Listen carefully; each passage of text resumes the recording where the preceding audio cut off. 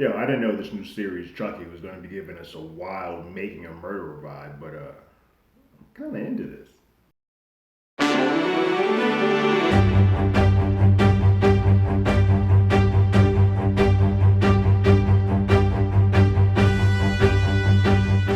Hello, everyone. Terrence with Hollywood already did it. If you haven't already and you like what you see here, go ahead, like, share, subscribe to the channel, ring that bell below. Anytime we have something, you will be among the first to know. Before you get started here, what are your thoughts on the second episode of Chucky? Give me something good. You can leave your thoughts and comments below. Sound off. Let's talk about it. So, the second episode of Chucky is here called Give Me Something Good to Eat, based on the sing-song Halloween chant, Give me something good to eat. I did not plan to sing this early in the morning or harmonize, but there you are.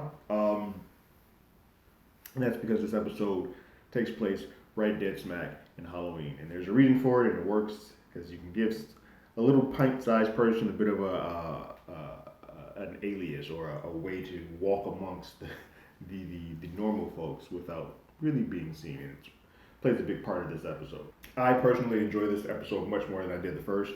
Um, and a lot of that is because I stayed on the first review recap is that I think there was a lot of setup and setup of characters that I either didn't care about or did not get to Charles Lee slash Chucky fast enough. This one, we're off to the races. This episode picks up, and obviously Jake is now with his aunt and uncle, and cousin who hates him, doesn't like him, is antagonistic towards him. Can't really get a vibe of why he doesn't like him so much other than he doesn't. I sort of think that it is plain that he also is gay, especially the way that he has an interaction later with Lexi. Um, but I think he's afraid to come out because of the way that Jake's father responded. He thinks his dad may do the exact same. We get another one of those cold opens this episode where Charles Lee is a kid on Halloween night. Is sort of counting out his candy. You know how you do when you're a kid. You spread all your candy, you're checking it out, pieces here. And he has an apple, which I have never ever seen this, but I know people always say you should check your candy and check your stuff for razor blades. Apparently, this was a thing. This is happening, but there's a razor blade in an apple, and Charles Lee looks at it and touches it and starts bleeding a little bit, and it probably turns him on.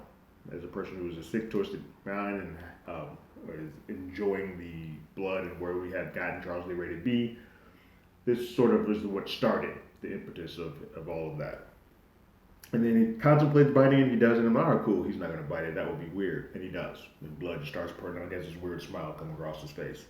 It's a crazy opening, but it works. I dig it, and it's sort of getting to the mind of who Charles Lee slash Chucky is. Coming to present day, Jake and Junior are sort of being dropped off at school for the first time since the death of Jake's dad.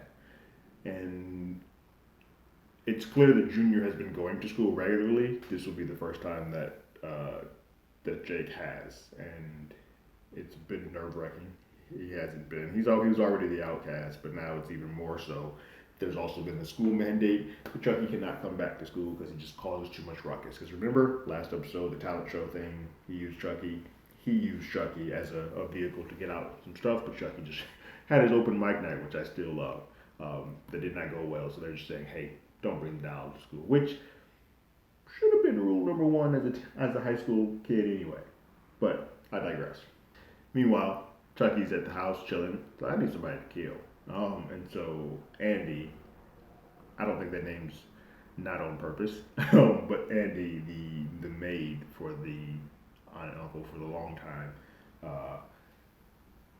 is cleaning, and he's doing his own thing, cleaning the house. Sees the Chucky doll. There's Chucky throws a vase to sort of cause some stuff like blood. I don't know if it's his own or something, but blood ends up on his cheek, and Andy sprays and wipes his face as if he was an animate object. Put Windex and stuff on his face and sprays it down and wipes it. At that moment, I knew she was dead. I was like, well, she had a good run. Hope she enjoyed those years she was mating for this wonderful family who cares so much about her. Goes downstairs and you can hear the footsteps. You see the camera angle. There's some great camera stuff that happens in this episode. You see they hear the footsteps and the camera moving, and then she opens up the dishwasher and the knives are all up as opposed to most people who clean dishes and put them in the dishwasher knows to put knives or forks down, um, so that what takes place does not take place. But the knives are up, and Chucky gives her a little shove, nice little push, and it's a pretty gruesome death. Knives go through her neck, and she's done. And you hear the fantastic Charles Lee laugh. Brad Dourif is killing it. His kids return home after being invited to a party. Jake's going to a party first time. He's sort of excited, but like, I can't go. I don't want to go, but I don't have a costume. There's this big party happening at the popular kid's Lexi's former ex house, and everyone's sort of going. But when the kids return home, Jake's trying his best to sort of ingratiate himself in this family. He's like, hey, you want a popsicle? And Junior just lays into him like, no, man, stop inviting me, asking me to have shit in my own home. You're a guest here. Like, I've been here. What are you doing here? And it just feels unnecessarily weird for someone who, yeah, you may not have liked your uncle. He's dead. And you may not care too much for your cousin, but that's still family. For you to be responding in the way that you are just is a little bit off-putting. But they notice that Andy is a shish kebab on the dishwasher. And so they call the police. The police come and they're like, all right, look, hold on. This is starting to get a bit too ridiculous that Jake's always sort of around this. He's always present. And one of the not the lead officer, who was Devin's mom, she doesn't really lay in to the fact that Jake has anything to do with this, but it is sort of becoming a coincidence or a much more of a thing. Whereas the second lead is just like, yeah, Jake, why is Jake always around this? And they're like, well, the cameras tell her that Jake and Junior weren't home. Was there any animosity to Andy? And they're like, no, Andy is this and this and that. It just starts putting the seed of doubt for the family, for the aunt and uncle of who Jake really is, or if Jake has any torment, or where this is sort of coming from. Junior overhears that conversation, so there's a doubt in his brain too. He starts checking in on Jake. It just starts putting those seeds of, we don't quite know him or trust him well enough, which is always sort of the yin and the yang to all of this. A funny bit about all this is that, and this just happens with people who have mansions and rich and are super affluential, who happen to have maids. They're like, oh yeah, she was a part of the family, and then they know absolutely nothing about her. Like, does she have a next of kin? Where does she live? They're like, oh, this is embarrassing. Yeah, you don't know, because your money doesn't allow you to know, and that just shows you a little bit more of the disconnect. That if she didn't have that, with somebody who was in their home day to day, they're not gonna really know Jake that well either.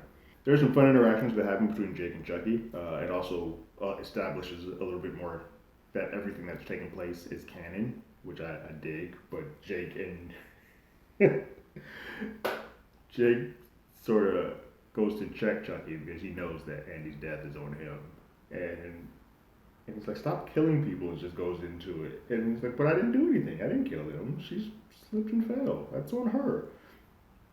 Sure, but Chucky says I'm your friend to the end, and Jake's response is great because I would do the exact same thing as a teenager, but he's like, get fucked, I'm not 6. Like, that slogan thing doesn't work for me. What are you talking about?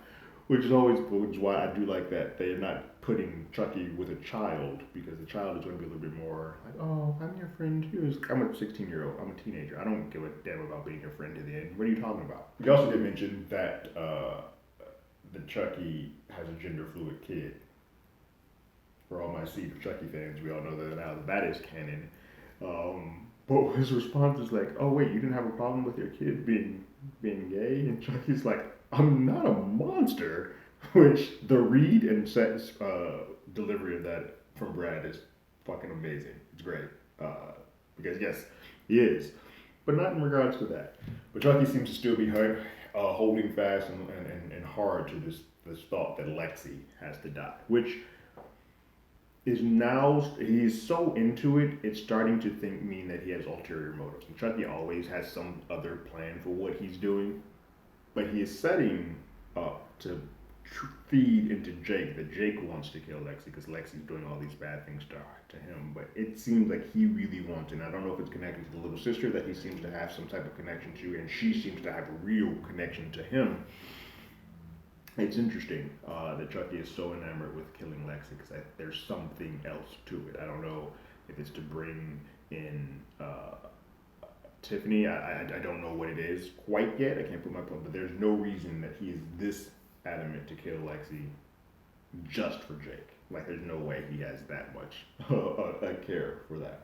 Now, based on that conversation that Junior overheard with his parents talking, he does sneak into Jake's room. Chucky's not really doing anything at that point. He's just there, but the computer is up, and on the computer is just a profile, some social media profile of Lexi that was up. And Junior's like, stay away from Lexi. It's just Chucky sort of creating this web so that Junior thinks that Jake is after Chucky. I mean, Junior thinks that Jake is after Lexi. And they get into it, goes out, he closes the door, and then Jake is like, what the hell are you doing to Chucky behind the door? So Junior's like, okay, this dude's crazy. And he ends up with a black eye.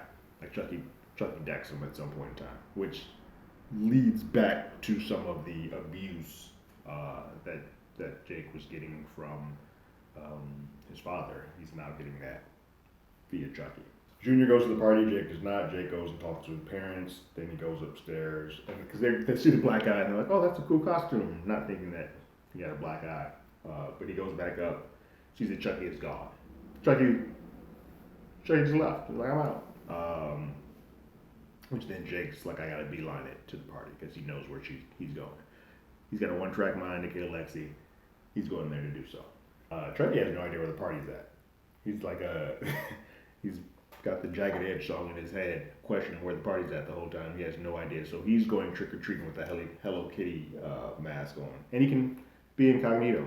It's Halloween. Everybody's doing their thing. He makes a jokes like, oh, you guys look like idiots out here dressed like freaks. But he stops at the home of this woman who's very caring, and they have a conversation. He's like, look, if you don't give me the information, they can have a tit for tat. It's just like, well, you don't look like you need to be at a party. And he responds like, bitch, if you don't give me the information I want, I'm going to end you. But she finds out or tells him where the party is at, and he gives her an apple. And we don't see the razor, but we know based on that cold open, her mouth will be real jacked up real quick. He heads over to the party and falls in with Lexi's little sister, and they start playing some games, which is a really funny sequence of like, yeah, he talking, he's like, hey, you're really good at this killing thing. He's like, yeah, it's therapeutic. He's like, killing is good fun for the whole family. I've always said it. It's a crazy interaction, and she's like, and Chucky's cursing up a storm. So my mom says swearing, you shouldn't be swearing like that. He's like, your mom's really going up there on my list of people to kill. It's a fun interaction, but there's something kismet between the two of them, and I can't quite put my finger on it yet. And I'm thinking that's why he may want Lexi out of the way. But who knows? He's finding out where Lexi is in the place, and he goes up to the bedroom and tries to stab. Doesn't work. They keep moving while he's stabbing under the bed, and more so because it feels like in this sequence we're getting a little bit more seeds that Junior is not comfortable with being with a girl that he is, in fact, also gay, but is using her as sort of his beard. They leave, and nothing's happening in the bedroom. They leave, and so Jake at this point has already arrived at the party. Jake's there. He got caught up with Devin. They're going back and forth. Devin and them get put in this closet.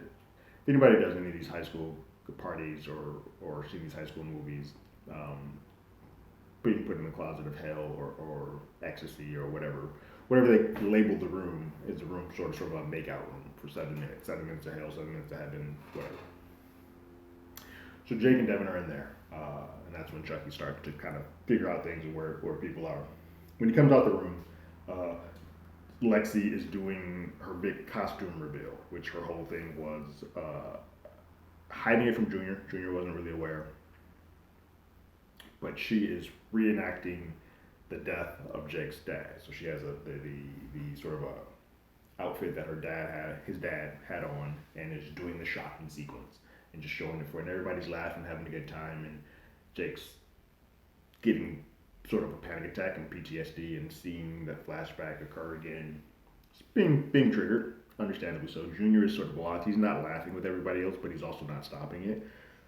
More so stuck. Devin seems to not understand what the hell is happening, and I don't quite know how he's not aware that Jake's dad died of especially somebody who is into making a murderer, that's a bit of a loophole. Like, so Jake has to explain to him, like, that's my dad, and I don't know why that's the case. Like, how did he not know that? Seems to be a bit odd. But he runs back home. He actually finds Chucky, grabs Chucky, because Chucky's about to straight up stab Lexi. Like, Lexi has gone up, just put her coat on, she's trying to grab her, collect her little sister, and Chucky's about to, like, just go for it. And right when that happens, Jake comes in, is about to say something to Lexi, and Lexi thinks that that's what's going to happen, and then he grabs Chucky and just runs. She's like, I'm freaked out by the doll, blah, blah, blah. Jake takes Chucky home, and Chucky and Jake have a bit of one-on-one. And this is sort of what I was leading to in the first episode, is that I think where this is going is that we're starting to get that Jake is so broken and so tortured and has so many people against him that planting the seed of killing people is not going to be that hard for Chucky to do for him. Like, this is a lot more tailor made to him making a murderer, if you will, as opposed to Andy, who was so cute, naive, and had more love in his heart. This kid has a lot of anger and a lot of resentment towards people. So it's going to be easier to be like, hey, you seen what Lexi did? You might. I'm telling you, man, she needs to kill her. And he's like, I don't know if I can do this. I believe in you. I think you can. And there's this cool shot where Chucky takes out his knife and hands it to Jake, and the image starts on Chucky's face, and then he turns a little bit, and it shows Jake. That's kudos. Well done. I dig that shot. So all in all, I think we're headed to a place where there is going to be this back and forth where it's not going to be just Chucky. Like, yes, it's going to be Chucky as the person killing him, but I think there are going to be situations where it's going to start looking more and more like Jake has something to do with this, which is going to start throwing the police off. The police do have the tip of the lovely neighbor who gave Chucky the directions to the party. Her mouth was bloody. Gave the Devon's mom, lead officer on the case, details that redhead, overalls, said good guy, and shoes. So the description fits Chucky. The cop seems to recollect that a bit, which is why, again, I lead to this, how this city isn't more in tune with if Chucky is around, or that good guy doll, redhead good guy doll is around, calamity ensues. But I think she might start putting the pieces together to get there. One person in this town has to get there faster than everybody else. But all in all, a really, really well done episode. Well written. Like, this is much more tighter written. As a whole, it's really well written, but I think this is a tighter episode than the first. And I love the just sort of subtle things that we get to having Jake, as Chucky would say, man the fuck up,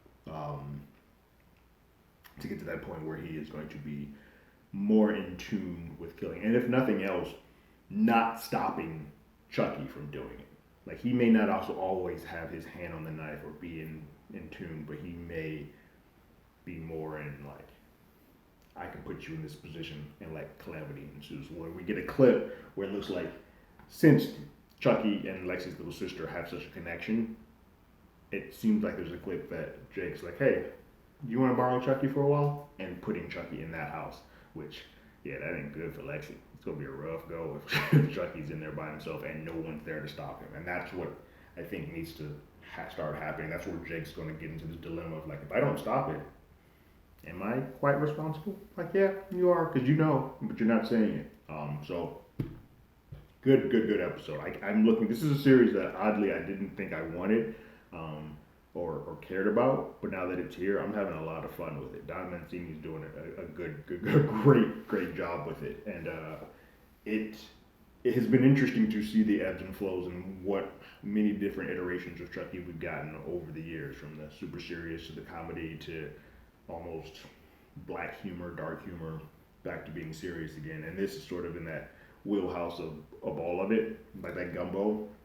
And it manages to level out and be both weird, funny, and pretty intense at the same time. But I'm really digging the interaction of a younger kid, Jake, who's sort of broken, being with Chucky and seeing how this back and forth goes. And at some point, he's probably going to realize that he's gone too far. I just don't know who is the impetus or which person is the person that's only going to trigger him back to being quote unquote good. We also still have the secret that Chucky has over Bree, which more than likely is an affair. But with whom? I don't know. But we will get to that and more as the series continues. What did you guys think about the second episode of Chucky? Give me something good to eat. Didn't think I would be harmonizing twice in one video, but here we are. If you haven't already, go ahead and follow us on Twitter at HollywoodADI. You can hit us up with email at HollywoodAlreadyDidIt@gmail.com. We also have a podcast with the same name that's on Google Podcasts, Spotify, Apple Podcasts, anywhere that plays podcasts. We're there. But like always, I got my ticket. You got yours.